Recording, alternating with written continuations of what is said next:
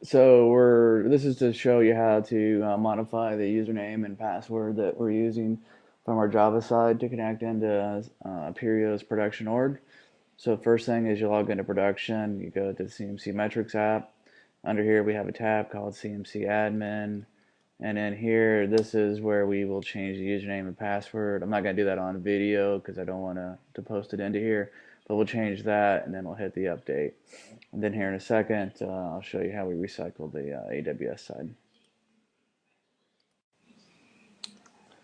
So to continue this, what we have to do in SQS and in AWS to get this done is we'd have these guys right here. What we're doing is, turns out these right here are two is ones that are long running from a Google metrics, and we've got a little job where an issue where we're not removing the jobs from the queue. But bottom line is when this gets pretty close to, basically gets to zero, you get a view delete messages, you start pulling, put this to 999. What this does is kind of keeps the messages from being available for people from jobs to pick it up. Then what you do is you come over and you log into EC2 and you see these instances. And what you do is you select the ones you want that are out here. And then in this case I've already killed those, so I'll delete select them. But what you would do here is in instance actions, you would then go ahead and terminate the instance. And once these are terminated, then you go back up here and go to Beanstalk, and you then restart each one of these app servers individually.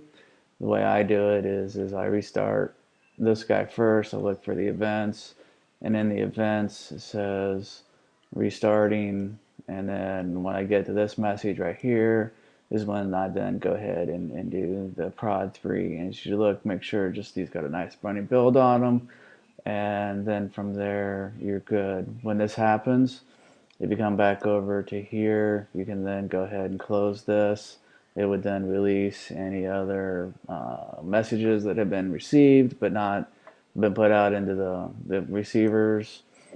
You then come back up here to EC2, and by default, after a few moments, you will get these things will start scaling up all by themselves. You'll get the first one coming up pretty quickly.